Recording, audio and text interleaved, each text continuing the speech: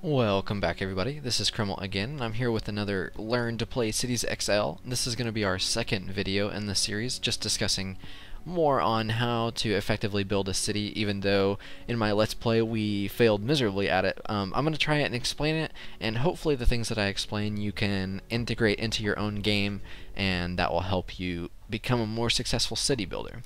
So first things first, you'll notice that since the previous video things look a little bit different. I tried to build a more sustainable plan as far as city, like the city itself goes. Right now this area right here isn't ideal because the intersection is pretty poor. That's going to cause for some major traffic problems. But I think when I take this road, the 60 car a minute road, pull it out a little bit longer and then connect these, that should alleviate a little bit because then the vehicles can come in from both ways. And my thinking here with this little weird intertwined road section thing is, if people want to get to a neighborhood that I'm going to expand down here later on, they don't necessarily have to come down these small roads. They can take the big one, then get to where they need to be, hopefully taking the traffic out of these people's neighborhood and bringing it to their own. So people hopefully would get to a more direct route.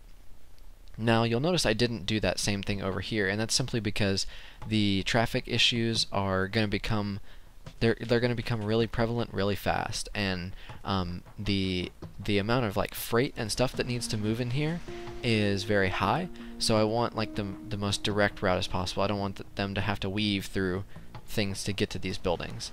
So for now, I feel like it's a decent plan. I don't really like this area in here because there's just too many ways to get stuck and stopped over and over. I need to deal with this intersection, perhaps. I'm not entirely sure what to do. So for now, I'll leave it be. Maybe I need to delete these two buildings and make a little roadway in. It's hard to say yet. I think that's what I'll do real quick while we're here, though. I'm just gonna have to get rid of those two, get rid of this road and this road, and take a 40 car a minute road, bring that in here, and then once that gets deleted, or did it not get deleted?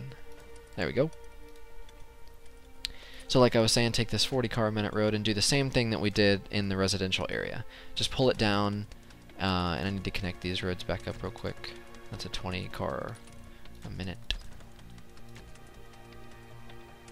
And that way, that intersection is a little bit better now. Now you don't have to stop twice over there. And my thinking, once again, is that I can create like sections. That way we don't have a ton of intersections all over the place. And once I start to expand in the future, then trucks aren't having to run all over the place. So now, what we need to consider is the fact that we probably want to leave some space in between the neighborhoods so that we can put in buildings. Usually you can just take a square zone plot, maybe put one part of one as a measurement, and then you can start placing more houses in there. That way you can put city services and things like that in your residential area so as to create a way for you to put like health services, police, fire, all that stuff so that citizens stay happy, and that way your city stays sustainable, because that's what we're aiming for with this that's the entire objective of this game pretty much, is build a sustainable city. So now I'm not sure if a utility service will fit, or a city service will fit in there, but I guess we'll find out at 2,000 population. And I can probably just test that real quick with a square zone. And no, it doesn't. So, we're going to take our... Ooh, not that big. Going to take this. Get rid of all this nonsense. Pretty much it comes down to testing, testing, testing. You just have to understand what each thing you're going to do, like each item you plan to do, what it will take to make it work well in the city. So I'm going to go ahead and extend this road out a little bit further so that I can take my housing plots and make them a bit bigger so that I can support the city services in the middle. And I'm going to go ahead and take the roads, connect the roads up.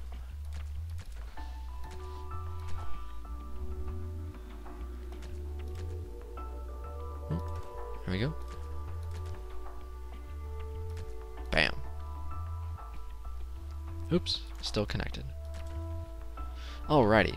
So now these gaps, you might be wondering why they're so big, considering we won't have much of this city services for a while.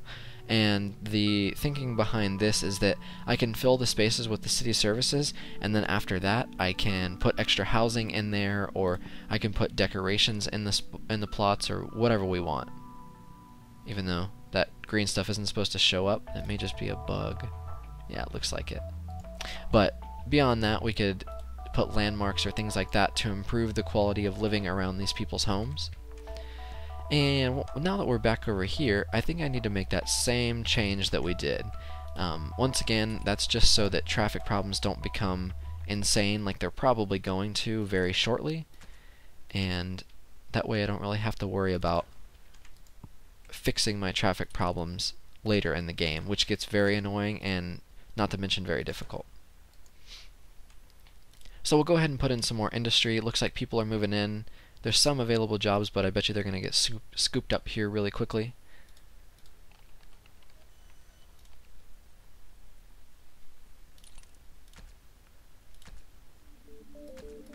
Looks like these aren't quite lining up. That might be the fact that I used a bigger road section, which is kind of unfortunate.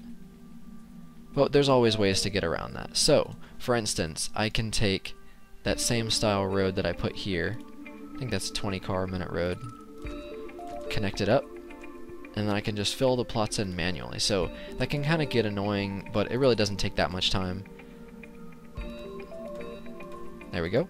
That's all we needed to do. And now that we have enough of those heavy industries, we're going to put in some more offices. And in the beginning part of the game, we just want to try to balance what we're putting in. That way, one industry doesn't overtake the other.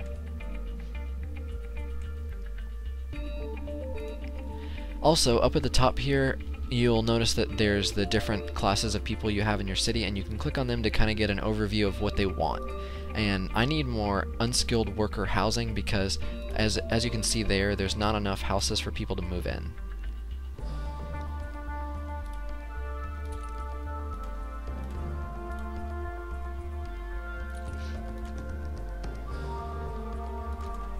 Alrighty, so we're going to take this 60 car a minute road, extend it out, and continue the same pattern that we're doing. Basically what I'm trying to do is create neighborhoods almost. That way, when it comes time to make little, what do we want to call it? It's pretty much to alleviate the traffic problems altogether, because traffic problems become your biggest enemy, and that's something that we need to focus on pretty much all of the time, besides continuing to build our sustainable community. And to avoid our traffic problems, I'm going to get rid of all these little side roads, because that's just going to create havoc. More traffic than we need. Maybe if things get bad in this area around here, I may connect these to alleviate some of the problem, but that's probably just backstepping from what I'm trying to do now.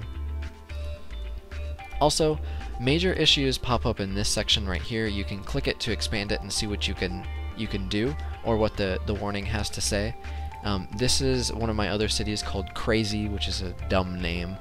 It warns me about this on every game I play, and I just haven't really done anything about it. So sometimes you may see things like this, shops are needed, and you can click it and it'll tell you a little bit more about it. So I guess we'll take some retail shops and satisfy everybody. And just like this, I left some space here so I can put in some shops, which is nice. And the houses look like they're already starting to fill up. Employment satisfaction is kind of low, which is unfortunate, but that's pretty much all we have to do right now. We just need to continue expanding out. Eventually, I'm obviously going to run out of room down here, so I'm going to have to expand either up this way or off to the side. Probably continue out in like a cone type direction, going evenly like further and further out. And that's just because we can create freight lines, continue expansion outward, and that's pretty much it. So if you guys have any questions, feel free to ask me in the comments, and we'll have another video up soon. Hope to see you guys again.